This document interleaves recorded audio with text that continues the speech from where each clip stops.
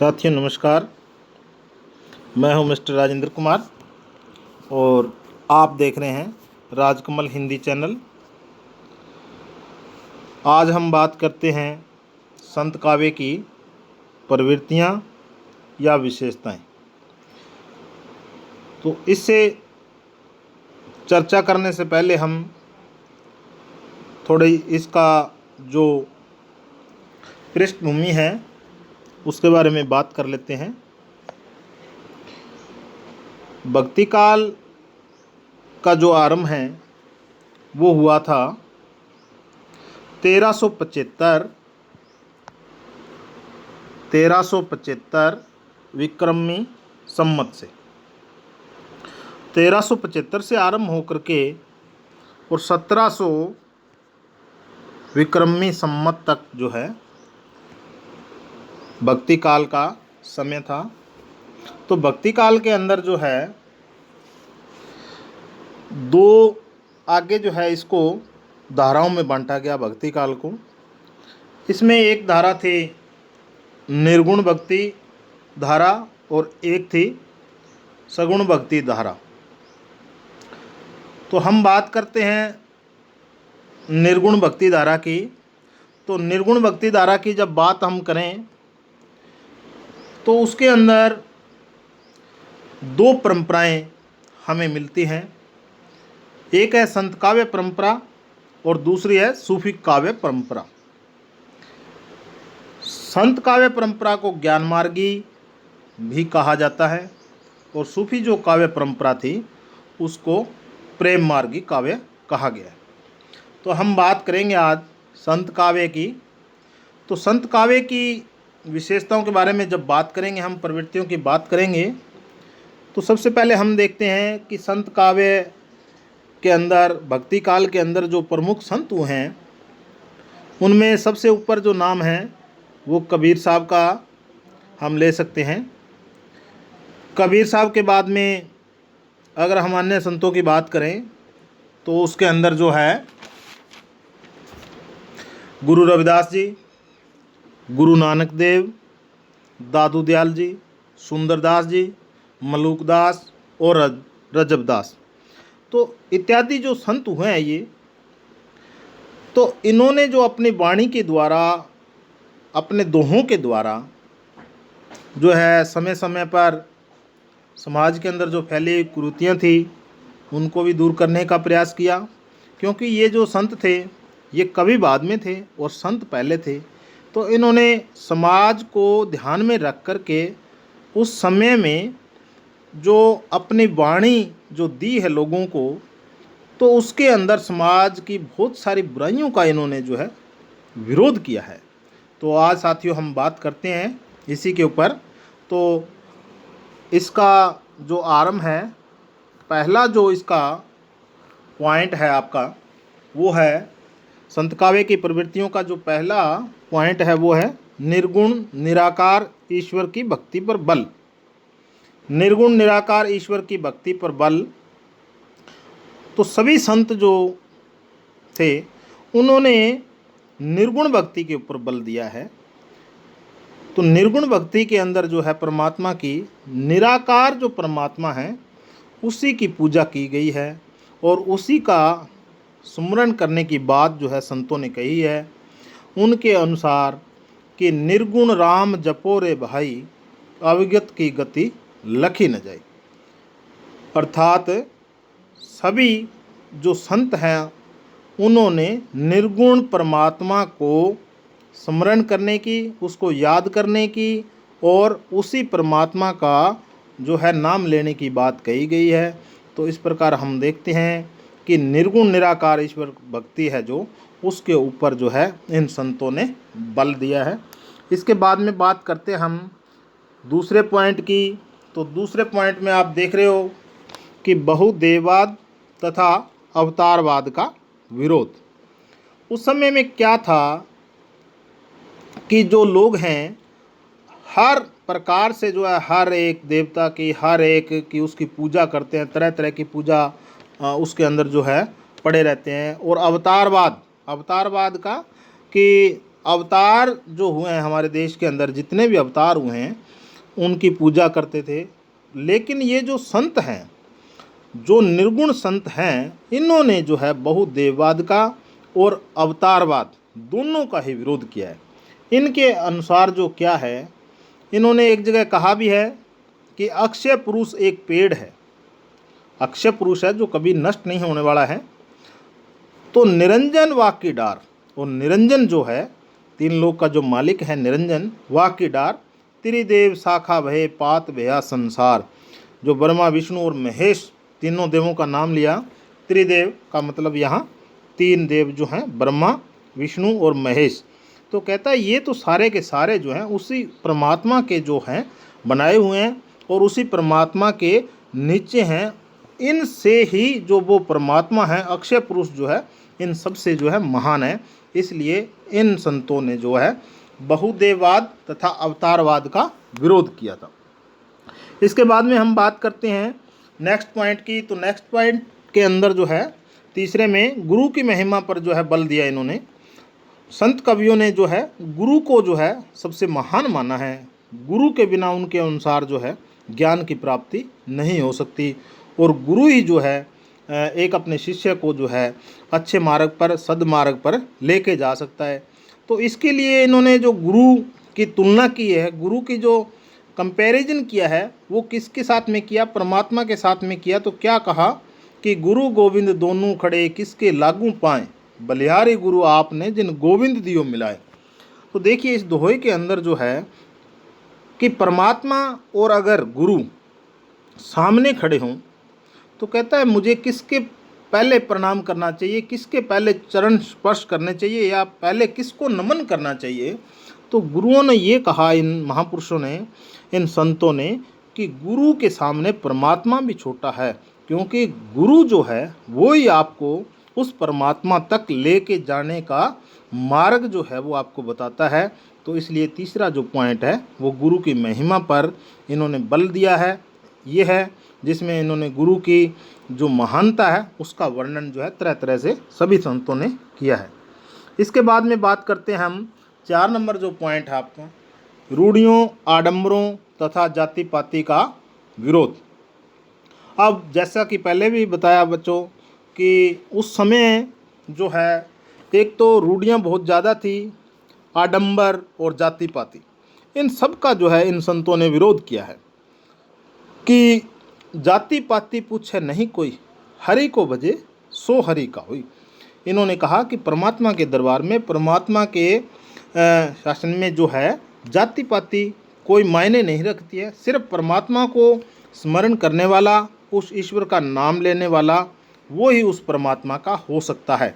दूसरा इन्होंने एक जगह ये भी कहा कि पाहन पूजे हरि मिले। अब पत्थर पूजने से कहता है हरि मिले तो मैं पूजूं पहाड़, ताते व चाकी बलि पीस खाए संसार। दूसरी जो दोहा है उसके अंदर कबीर साहब ने क्या कहा कि अगर पत्थर को पूजने से, मूर्ति पूजा का हम इसका विरोध भी कह सकते हैं, कि पत्थर पूजने से अगर परमात्मा मिलता है तो कहता है मैं पहाड़ की पूजा कर लूँ। कहता है उस पत्थर की पूजा करने की बजाय तो वो चाकी जो है वो ही अच्छी होती है, जिसके द्वारा जो है संसार, उसका जो पीसा जो आटा हुआ है वो संसार जो है खाता है। तो ये हमारा जो है इसका जो है तीसरा पॉइंट था।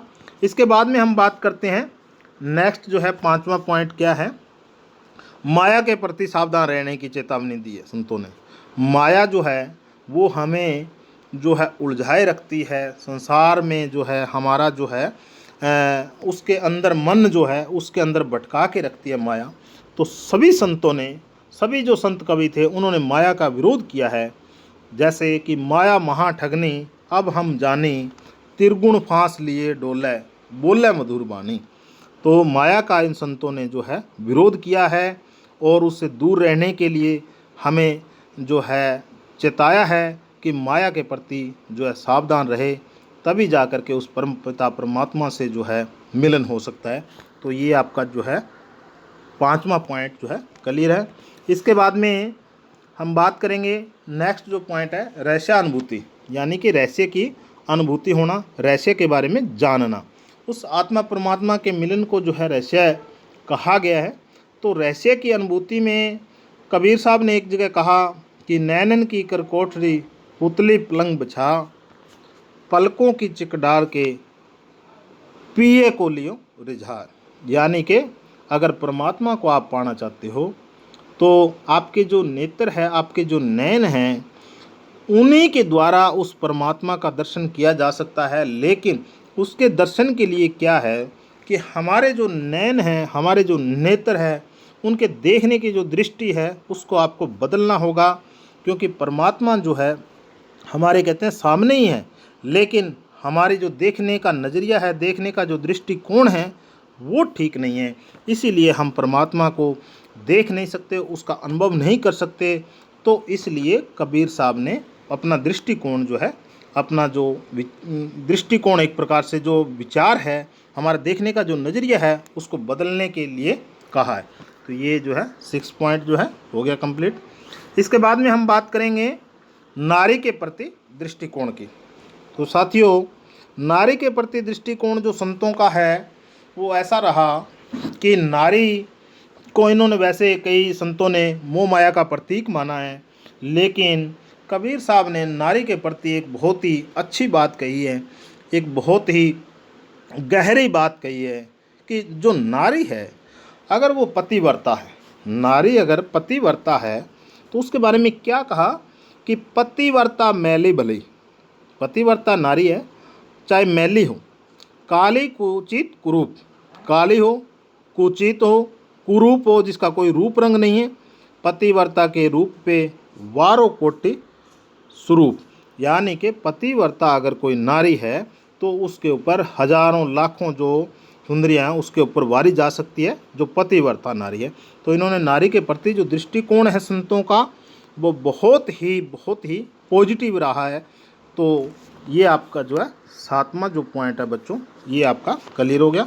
इसके बाद में हम बात करते हैं नेक्स्ट पॉइंट की, 8 नंबर के, रस योजना। संत कवियों ने, जैसे मैंने पहले भी आपको बताया बच्चों कि संत जो थे कवि बाद में थे और संत पहले थे।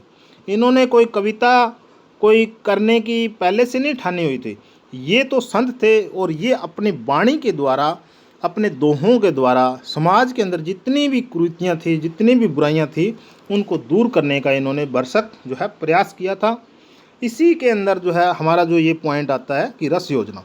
तो रस योजना में ये कहा जा सकता है कि ये जो संत लोग थे, इनके काव्य के अंदर जो है शांत रस का, श्रृंगार रस का और कहीं कहीं जो विभत्स जो रस है उसका भी इन संतों ने जो प्रयोग किया है। तो ये आपका जो है 8वां जो पॉइंट है हमारा ये हो गया। इसके बाद में हम बात करते हैं 9वें पॉइंट की बात करते हैं। तो उसके अंदर है छंद।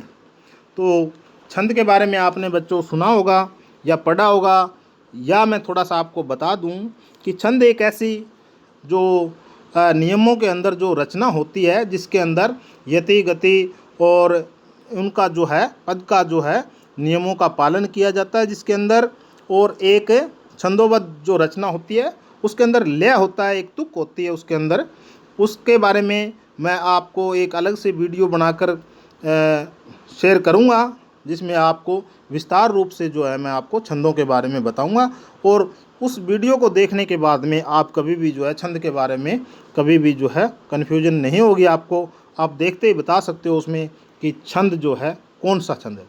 तो इन संतों ने जो प्रयोग किया है छंदों का, वो ज़्यादातर जो है दोहा छंद का ज़्यादा प्रयोग किया है इन संतों ने। जैसे दुख में सुमरन सब करे, सुख में करे न कोय, जो सुख में सुमिरन करे तो दुख का एको होय। तो इस प्रकार से देखते हैं हम कि संत कवियों ने जो है छंदों का भी जो है प्रयोग किया है। तो ये आपका 9वां पॉइंट जो है छंद का, ये भी कंप्लीट हो गया। इसके बाद में हम बात करते हैं छंद के बाद में अलंकार की। तो अलंकार भी बच्चों एक ऐसा जो टॉपिक है उसके ऊपर भी विस्तृत रूप से चर्चा करने की ज़रूरत है, लेकिन हम फिर कभी उसके बारे में चर्चा करेंगे। अभी हम अलंकार के बारे में बात करें तो अलंकार जो है उसको अगर हम सिंपल सी परिभाषा में अगर उसको परिभाषित करना चाहें तो ये कह सकते हैं कि जो काव्य की सुंदरता को बढ़ाने वाले जो तत्व होते हैं उन्हीं को अलंकार कहते हैं। तो अलंकार जो हैं कई प्रकार के होते हैं, शब्दालंकार होते हैं, अर्थालंकार होते हैं, और एक होता है आपका उभय अलंकार। तो ये 3 प्रकार जो हैं, 2 मुख्य रूप से होते हैं और एक तीसरा भी जो उभय अलंकार होता है। तो यहाँ जो संतों ने भी है, जो अपनी वाणी के अंदर जो अपने दोहे, अपनी रचनाएं की जो वाणी दी, उसके अंदर भी अलंकारों का जो है आना स्वाभाविक था। तो जैसे कबीर साहब के इस दोहे में देखिए आप कि ऐसी वाणी बोलिए, क्या कहा, ऐसी वाणी बोलिए मन का आपा खोए, ओरन को शीतल करें आपू शीतल होए। तो यहाँ जो क्या है, ये इस दोहे के अंदर जो है अनुप्रास अलंकार का एक भेद होता है, अंत्या अनुप्रास, तो वो ही इसके अंदर आया हुआ है। अंत्या अनुप्रास का मतलब ये है कि जिसमें जो दोहा होता है उसके अंत में जो है एक जैसी तुक होती है, एक जैसी लय होती है। तो आप देखेंगे यहाँ खोए और होए, यहाँ एक जैसी तुक की जो है आवाज़ जो है ध्वनि जो आ रही है। इसके बाद में इसमें जो दूसरा इन्होंने उदाहरण दिया है कि जो कुछ किया सो हरि किया, जो कुछ किया परमात्मा ने किया। और आगे क्या कहा कि भया कबीर कबीर। अब यहाँ देखिए एक ये कबीर शब्द है और एक ये कबीर शब्द है। अब 2 कबीर शब्द आए हैं। अब दोनों का क्या है कि इन दोनों का अर्थ जो है वो अलग अलग है, इस कबीर का और इस कबीर का। अब हमें कैसे पता लगे कि इस कबीर का और इस कबीर का क्या अर्थ है।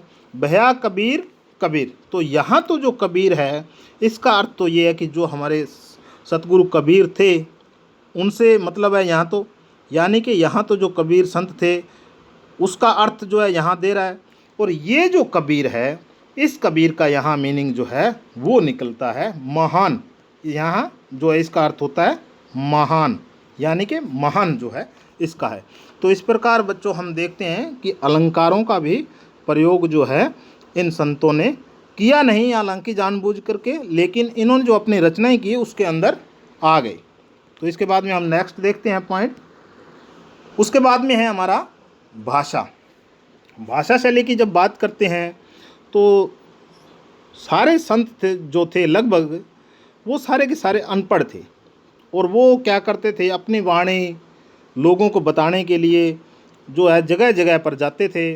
और उसके कारण से क्या हुआ कि जैसे उनकी भाषा के अंदर जो है कहीं ब्रज भाषा के शब्द आ गए हैं, कहीं राजस्थानी के आ गए हैं, कहीं पंजाबी के आ गए हैं, कहीं खड़ी बोली, कहीं अरबी फारसी, यानी कि इस प्रकार से उनकी जो भाषा थी वो जो है उसके अंदर कई प्रकार के शब्दों का जो है मिलान हुआ। उसके अंदर कई प्रकार के शब्द जो है हमें मिलते हैं देखने को, उनके दोहों में, उनकी वाणी में सभी प्रकार के जो शब्द है, राजस्थानी, पंजाबी और ब्रज भाषा के, तो ये अरबी फारसी के भी। तो ये जो हैं उनकी भाषा जो थी, वैसे संतों की भाषा को सदूकड़ी कहा गया, कबीर की भाषा को भी सदूकड़ी कहा गया है, क्योंकि ये लोग जो हैं घूम घूम करके अपना प्रचार करते थे, जिसमें अलग अलग से उनकी भाषा के अंदर जो है शब्दों का निर्माण हुआ है, अलग अलग भाषाओं के जो शब्द है उसके अंदर आ गए। तो ये बच्चों जो संत काव्य की प्रवृत्तियाँ थी उसके ये 10-11 जो पॉइंट थे वो मैंने आपको करवाए हैं, और मुझे बड़ा विश्वास है, मुझे पूर्ण विश्वास है कि ये 10-11 जो पॉइंट है वो आपको याद रहेंगे, और आपकी हर एक प्रकार की परीक्षा जहाँ भी संत काव्य की बात आएगी, कहीं संत काव्य की प्रवृत्तियों की या विशेषताओं की, तो आप इन पॉइंट्स को जो है नहीं भूलोगे और आप अच्छी तरह से इसको याद करोगे। तो इसी के साथ में साथियों धन्यवाद, और आप इस राजकमल हिंदी चैनल को जो है सब्सक्राइब ज़रूर करें, और इसी के साथ में साथियों जो धन्यवाद आपका।